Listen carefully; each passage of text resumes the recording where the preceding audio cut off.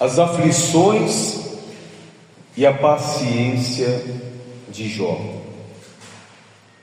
Sucedeu um dia em que seus filhos e suas filhas comiam e bebiam vinho na casa do irmão primogênito, que veio um mensageiro a Jó e lhe disse: os bois lavravam e os jumentos paciam junto a eles.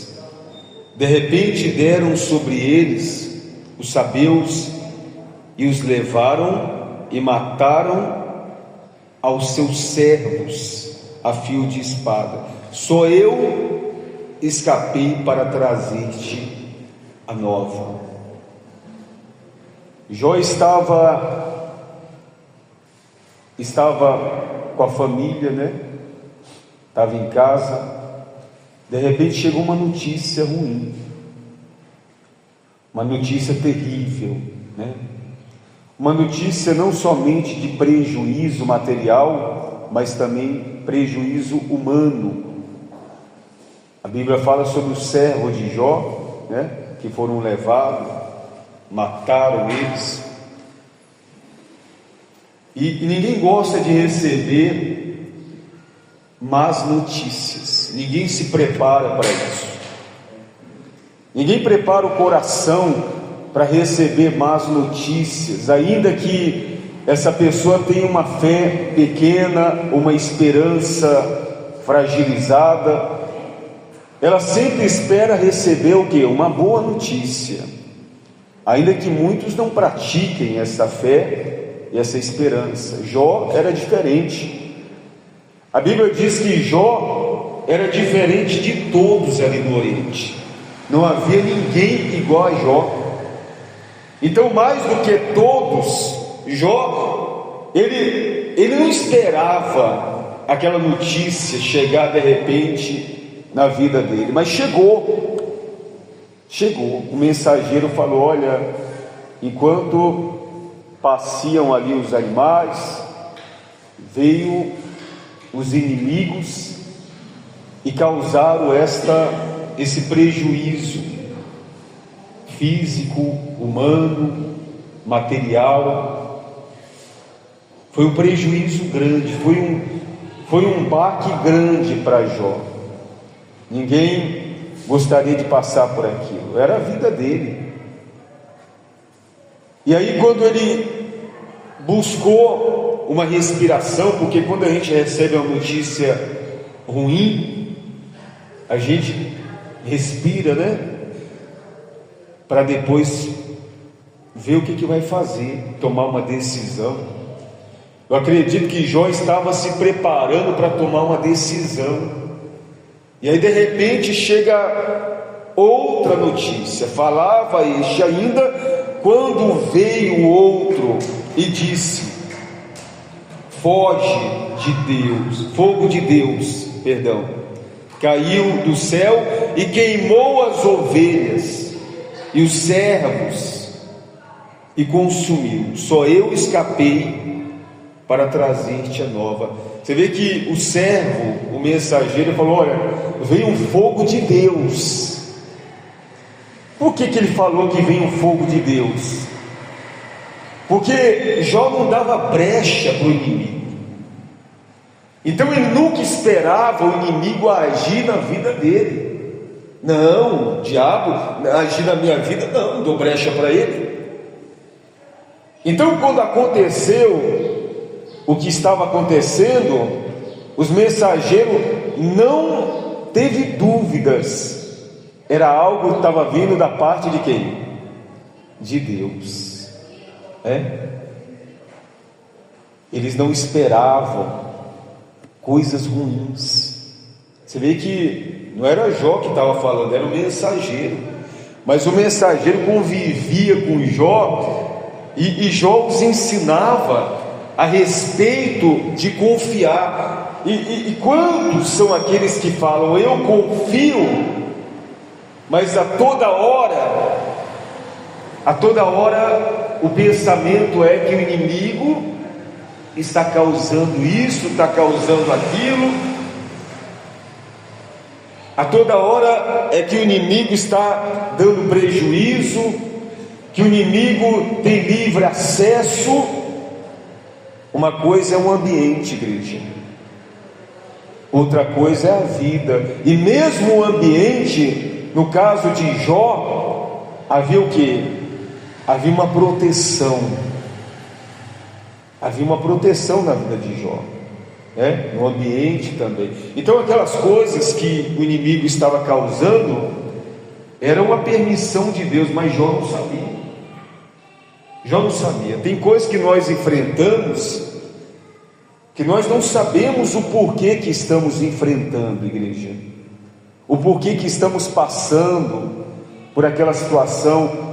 Exemplo de José, um homem que não fazia mal para ninguém, tinha um coração puro, e ao visitar os irmãos no trabalho, os irmãos enciumados jogaram ali, no poço, depois venderam como escravos, depois falaram para o pai: o seu filho morreu. Os leões pegou ele e estraçalhou, acabou com a vida dele. Mas o que José fez para merecer isso? Nada. Só que era uma permissão de Deus. Nem José compreendia isso. Eu acredito que durante aquele percurso, ser vendido pelos irmãos, o que eu fiz para eles? Por que eles fizeram isso comigo? Como que não ficou o pensamento, o coração de José? Porque o ser humano tem sentimentos. O que eu fiz para essa pessoa? Meus irmãos me venderam como escravos, e agora eu não tenho mais direito de voltar, não tenho forças. E não acabou por aí, Depois foi parar na prisão, inocentemente. Então tudo dava errado para José, tudo. Só que a Bíblia diz que Deus era com ele. Deus era com ele. E às vezes nós enfrentamos situações semelhantes, e aí vem a palavra: Deus é contigo. Aí dá vontade de responder a pessoa, como Gideão fez, e respondeu o anjo. E que Gideão, a situação na vida dele era tão crítica, que não queria nem saber que era o anjo. O anjo falou: Deus é contigo. E Gideão falou: se Deus é comigo, porque me sobreveio tamanha aflição? Ele respondeu o anjo. Tem gente que fala que Gideão foi rebelde, Gideão foi rebelde. Gideão, foi revoltado. Tem gente que fala que Gideão era revoltado, mas era a situação. O ser humano, ele consegue resistir até certo ponto, mas tem situações que começam a manifestar na vida do ser humano respostas, reações, e estas reações que nós temos que tomar cuidado, igreja.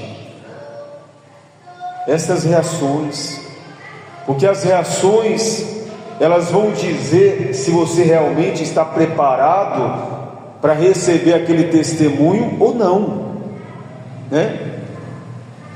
Se é permissão de Deus e eu reajo de acordo com aquilo que Deus não se agrada, Deus vai olhar: não está preparado. Se eu permitir, é justamente para que esse ser humano venha se preparar, para que ele venha estar bem. Mas Jó não tinha reação. Ele recebeu duas notícias, uma em cima da outra, terríveis. E quando ele estava se preparando para reagir, e muitos esperavam que Jó reagisse como? Ficasse revoltado, porque Jó era um homem íntegro, reto, temente a Deus, um homem que se desviava do mal, um homem exemplar. Jó era um homem de exemplo, uma pessoa acima de qualquer suspeita. Então as pessoas olham agora Jó vai se revoltar. É um homem de Deus, mas olha aí, eu não sei o que está acontecendo. Ele serve a Deus, ele fala de Deus com tanta força, e aí de repente Deus manda um fogo do céu e consome tudo. O que está acontecendo na vida de Jó? Com certeza ele vai se revoltar contra o seu Deus agora. Agora ele com certeza ele não vai resistir. Então muitos esperavam que Jó reagisse de uma forma, como se fala assim, que Deus não se agradasse. O mundo, ele espera que nós venhamos reagir assim, sabia? Agora com certeza eles vão sair da igreja, com certeza agora, eu quero ver, olha lá, se eles vão continuar nesse caminho, eu quero ver se eles vão continuar falando desse Deus deles, porque tem situações, igreja, que mexe muito com a gente, mexe com a nossa estrutura, e os comentários vêm, e aí? Que adianta estar na igreja? Que adianta você ser dizimista? Que adianta você falar tanto nesse apóstolo? Tem gente que fala assim, olha aí, é Deus na terra, é Deus no céu e o apóstolo na terra. Você fala tanto desse homem e olha aí passando pela luta, pela aflição. Que adianta? Eu quero ver agora. Vamos ver se o teu apóstolo ele vai sair de lá e vai vir te ajudar. Ou seja, as pessoas reagem por você e querem que você reaja também da mesma forma. Jó, porém, não teve reação naquele momento. Eu acredito que dentro do coração dele, ele já estava pedindo força para Deus.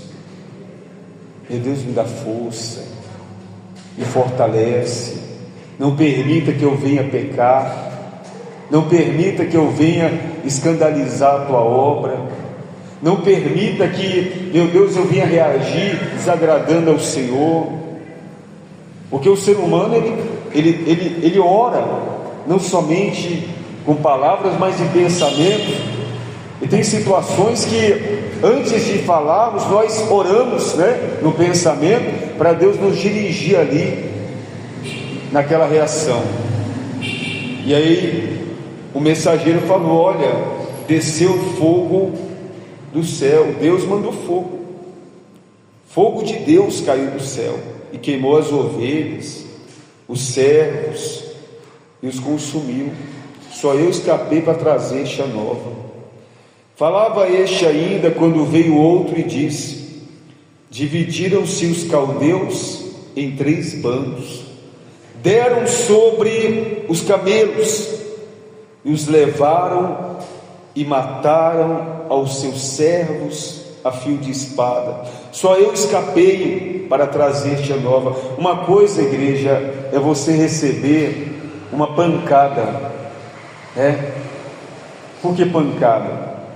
Machuca, Uma coisa é você receber uma investida, ou seja, você enfrentar uma luta. Outra totalmente diferente é você ser várias vezes receber aquela pancada. A pessoa ela vai perdendo as suas forças. Imagina aí num ringue, de um lado as lutas, do outro lado você.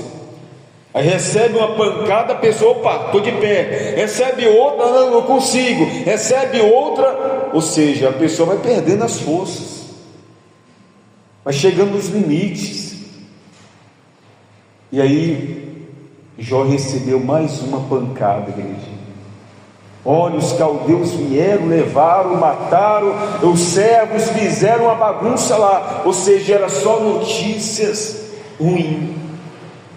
A primeira reação da primeira notícia, ainda que Jó não tivesse reagido, seria uma, se a gente pensar, mas depois de 3 situações dessa, meu Deus, eu estou com medo da reação de Jó. O que ele vai fazer?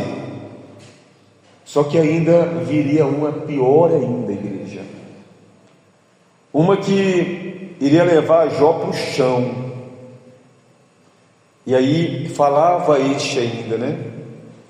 Também este falava ainda, quando veio outro e disse: estando teus filhos e tuas filhas, comendo e bebendo vinho, em casa do teu irmão primogênito, eis que se levantou grande vento do lado do deserto e deu nos quatro cantos da casa, a qual caiu sobre eles e morreram. Só eu escapei para trazer esta nova. Ou seja, 4 grandes nocautes na vida de Jó.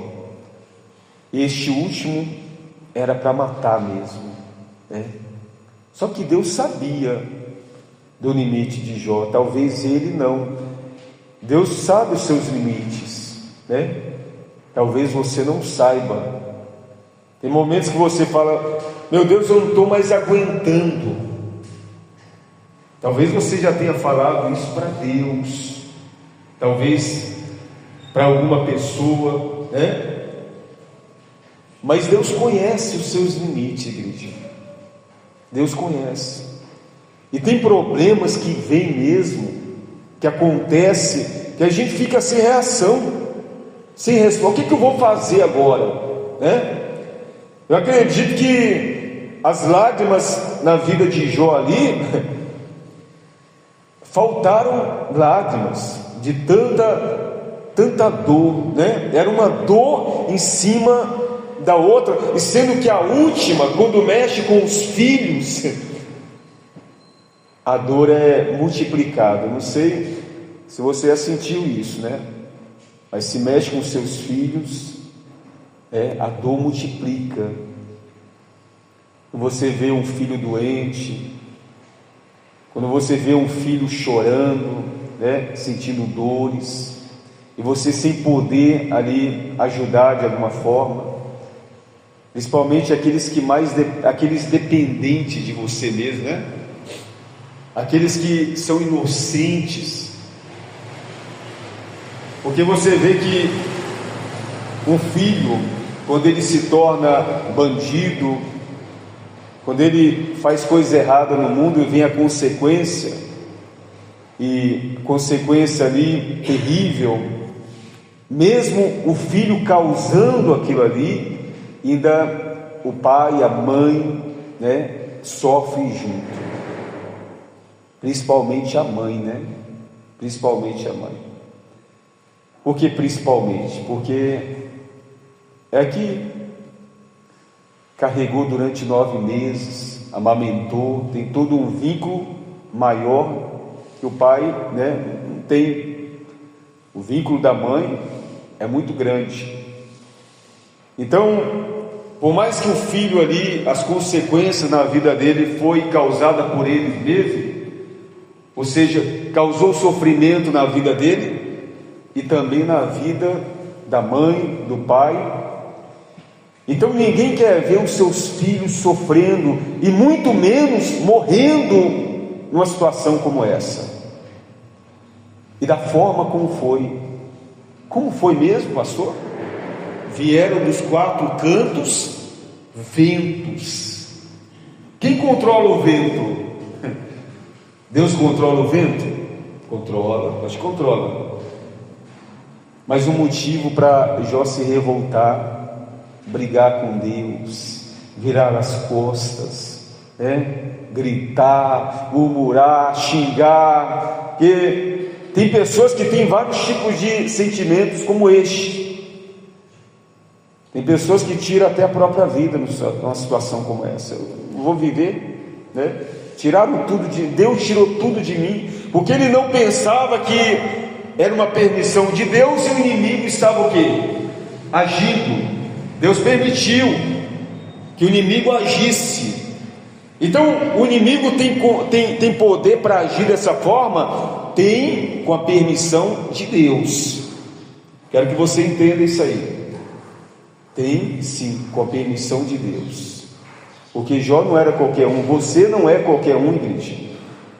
O inimigo não tem essa autoridade para agir na sua vida sem a permissão de Deus. Então, se você serve a Deus, você está no caminho do Senhor, você está se esforçando, perseverando, tem feito aquilo que Ele tem te ordenado, e tem acontecido coisas semelhantes como essa, é porque Deus tem um projeto muito grande na sua vida. Ele tem que entender isso. Jó, ele não sabia do projeto de Deus na vida dele. Você vê que só da vida de Jó são 42 capítulos. Eu acredito que tem muito mais, porque a Bíblia, ela foi escrita por mãos humanas, inspiradas pelo Espírito Santo. A vida de Jó não se resume a apenas 42 capítulos, mas é a Bíblia. Quem é a outra pessoa que você vê escrito ali 42 capítulos para falar da vida de um homem? Então Deus tinha um propósito muito grande na vida de Jó, assim como tem na nossa vida, igreja. E se eu sirvo a Ele, se eu estou na presença dEle, ou seja, não tem brecha para o inimigo. Ah, mas o inimigo ele está agindo aí, olha, está destruindo um monte de gente, um monte de vida, sim, mas eu estou servindo, eu estou me esforçando. Se Deus permitir ele agir na minha vida, é porque Deus tem coisas grandes para me entregar. Eu não vou murmurar, eu não vou brigar com Deus, eu não vou aqui xingar, não, eu vou permanecer. Então, comparado às lutas que você e eu enfrentamos com as lutas na vida de Jó, ou seja, ele enfrentou muito mais luta do que a gente, e isso era o primeiro estágio. Ainda tinha coisa ainda para vir lá na frente, ele nem sabia, né? Tinha coisa para vir, igreja, mas aqui já era terrível. Quantos filhos Jó tinha mesmo? 7, 4 homens, 3 mulheres, né? Depois Deus restaurou tudo, mas 7 filhos de uma vez só. Pessoa quando perde um filho, ela já fica sem chão, né? Quanto tempo demora para um pai ou uma mãe se recuperar da ausência de um filho? A vida toda, não é, igreja? É a vida toda. A pessoa não se recupera 100%, não. A vida toda sentindo a ausência daquela pessoa ali. Por mais que ela tenha força de quem? De Deus. Ela, eu estou recuperado. Eu já superei isso aqui. Não. É a vida toda. Ou seja, não tem mais aquela pessoa ali que foi gerado, principalmente um filho. Mas imaginem 7 filhos de uma vez só. Só falando um pouquinho aqui, posso falando aí sobre perdas, né? Minha mãe, eu creio que aqui tem mães que perderam seus filhos, né? Minha mãe mesmo, em um ano perdeu 2 filhas, casadas, com filhos, e deixou uma criança de 5 anos. Né? 2 filhas em um ano com a mesma doença, com esse maldito câncer, né? E o primeiro filho também, um homem, com câncer. Então minha mãe perdeu 3 filhos, 2 com câncer do pescoço e o outro com câncer no pulmão, e depois o meu pai, né, que faleceu. Então imagina só, né, uma mãe perder em um ano 2 filhas que trabalhavam em São Paulo, tinham suas famílias, deixou as crianças pequenas. Não é fácil, né? E eu creio que aqui, entre nós aqui, tem mães, irmãos que perderam também seus irmãos, seu pai, né? Imagina a dor, né? Que nem a palavra está falando aí também, e já resumindo, igreja, sobre não perder a fé. Porque quando eu estava grávida, de 7 meses que eu perdi, eu continuei com minha fé. Em um momento eu fiquei triste, mas eu não fiquei ali falando, Deus é culpado, Deus é culpado.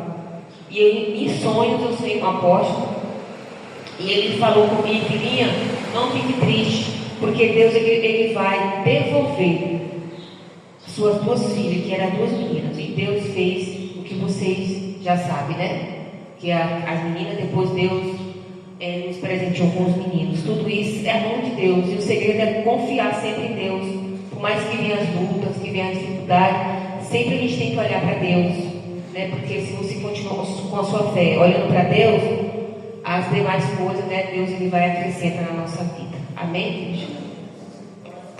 Então não é fácil, igreja. Não é fácil passar por aquilo que Jó passou. Não é fácil passar por aquilo que você está passando. Talvez eu não tivesse nenhum conselho que mudaria a sua história, mas Deus tem a palavra, Deus tem o remédio, né? Deus sabe exatamente o que cada um de nós precisamos. E é certo que naquele momento ali que Jó recebeu aquela notícia terrível, Deus já estava com ele, né?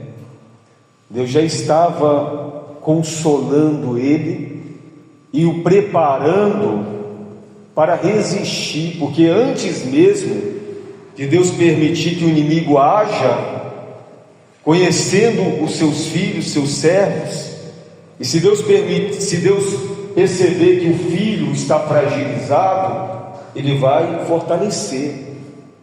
É claro que Ele vai fortalecer. E Deus tinha preparado Jó, mas será que nós estamos preparados, pastor, para a gente passar por isso? Se você e eu não estamos preparados, Deus está preparando, né? Deus está preparando. E se você observar essa obra, é uma condição que Jó não tinha lá. A igreja, Jó não tinha uma igreja. Eu vou para a igreja, né? Eu vou buscar uma palavra. Como exemplo, um pai, uma vez nós passamos numa cidade, e o pai, ele acordou pela manhã, o quintal tinha algumas casas dos filhos, né? Ele acordou, aí viu a porta da casa do filho meio aberta. Aí ele foi lá e viu o filho pendurado, tinha suicidado durante a noite. E o pai foi o primeiro que viu aquela cena. Ele não teve reação a não ser correr para a igreja. A igreja estava aberta pela manhã, era um domingo. Ele entrou na igreja e chorou. Ficou quietinho, sem reação. E aí ele ouviu a palavra e ninguém sabia o que tinha acontecido. Ele não falou para ninguém, só chorou. Eu olhava para ele assim, ele chorava, ouvindo a palavra. E aí quando acabou a palavra, ele levantou a mão e falou: pastor, eu vim aqui buscar uma resposta de Deus. Eu não tive reação, eu vim buscar uma resposta. Eu queria ver o que Deus iria me falar, mas Deus falou comigo nessa palavra. Me lembro até hoje. Aconteceu isso. Deus me deu força, falou comigo. Agora eu vou para casa, porque lá em casa tem um monte de gente desmaiada.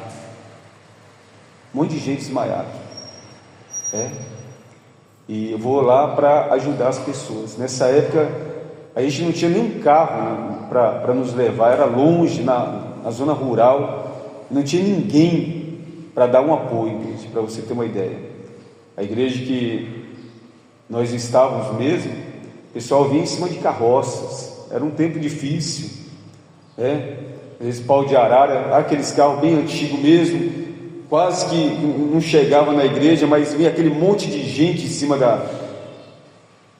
carro. Foi assim que ele veio. Ou seja, aconteceu esse negócio lá e a gente nem conseguiu chegar até lá. Mas ele veio para a igreja. Tão difícil que era para ele chegar na igreja, ele veio. E ele veio buscar. Talvez eu vou ver o que Deus vai me falar. O que Deus tem para mim, porque eu não estou compreendendo. E aí ele falou: Deus me fortaleceu, agora eu vou lá para fortalecer minha esposa e a minha família. Olha aí, Eu não teria o que falar para ele, mas Deus falou, né? Então, às vezes, a gente vem para a igreja, a gente está arrasado, está no limite, está no fundo do abismo, está sem reação por conta daquilo que estamos enfrentando. Aí Deus vem e nos mostra o que nós devemos fazer, como nós devemos fazer. Ele nos mostra o cuidado dele.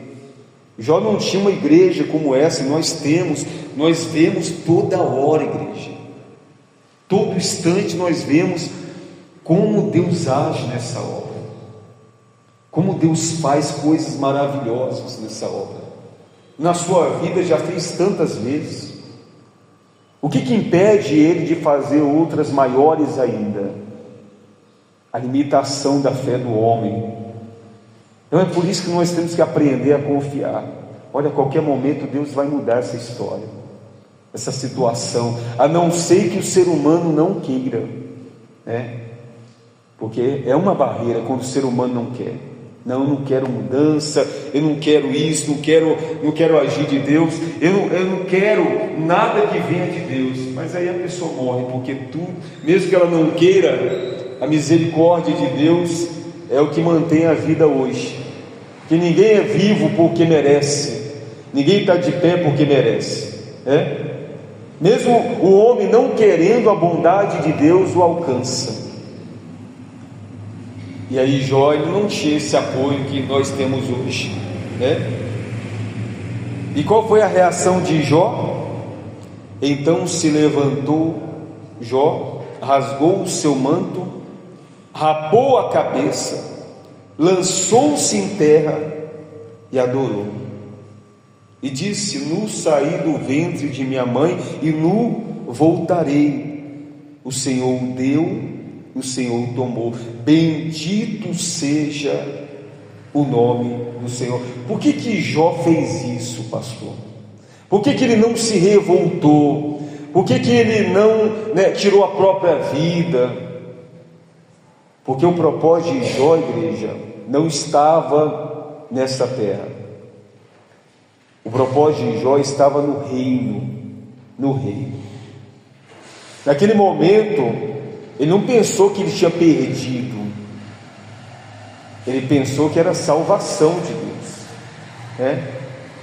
Ou seja, quando a gente eleva o nosso pensamento para o reino, e a gente fica muito mais afinado com Deus, as coisas que nós enfrentamos aqui na terra, igreja, por mais difíceis e terríveis que sejam, você consegue vencer, sabia? Porque o seu pensamento está lá em cima.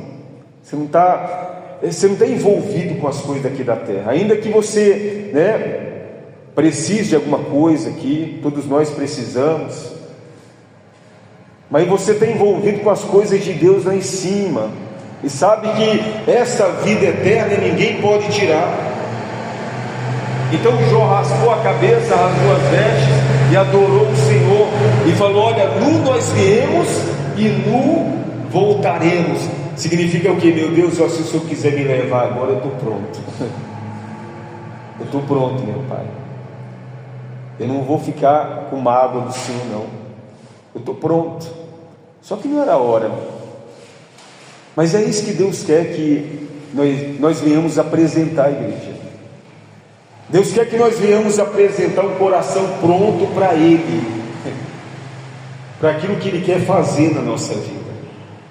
Se nós se envolvermos com as coisas celestiais, se nós termos essa confiança para com o reino de Deus, a Bíblia diz que todas as coisas serão o quê? Acrescentadas. Se eu buscar, Deus vai acrescentar. Mas se eu não buscar, aí Deus não acrescenta nada, né? Porque o projeto maior dele na nossa vida é a salvação. Então, quando ele falou nu, nós viemos e nu voltaremos. Voltarei. Ele estava falando para Deus: meu Deus, o que o Senhor quiser fazer com a minha vida, está feito. Não foi isso que Paulo falou? Completei a carreira da fé. Morrer é lucro. Por quê? Porque o pensamento de Paulo já não estava mais aqui. Ou seja, Paulo enfrentava lutas, muitas lutas, assim como nós enfrentamos, igreja. Mas se a gente for parar a nossa carreira por conta das lutas, ou seja, mais lutas nós vamos enfrentar e não vamos resistir. Mas se a gente focar a nossa vida no reino, vai vir muitas lutas, mas você vai conseguir vencer, porque Deus é a sua força. Amém, igreja? Depois disso, Jó enfrentou mais outra luta terrível, ou seja, ele pensou que era o fim ali, tinha acabado. Mas qual foi a reação dele? Adorar. Qual tem que ser a nossa reação, igreja? Adorar. Está enfrentando umas lutas que é permissão de Deus? Adore. Está enfrentando lutas que não, eu não sei porque estou enfrentando. Adore a Deus. Vou para a igreja. Mas você vai para a igreja quando está bem. Aí você fala, eu vou para a igreja para adorar. Aí tá mal, eu vou para a igreja para adorar. É o meu chamado, é a minha reação.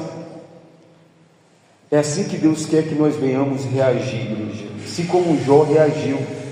Não espere que isso aconteça na sua vida, para que você venha entender que Deus ele tem buscado os adoradores, que Deus tem procurado os verdadeiros adoradores. E é para isso que nós estamos aqui. Hoje é domingo da adoração de Jó. Amém, igreja? Significa que ainda que você esteja enfrentando desertos, jordões, lutas, se você adorar, Deus ele vai mudar a sua sorte.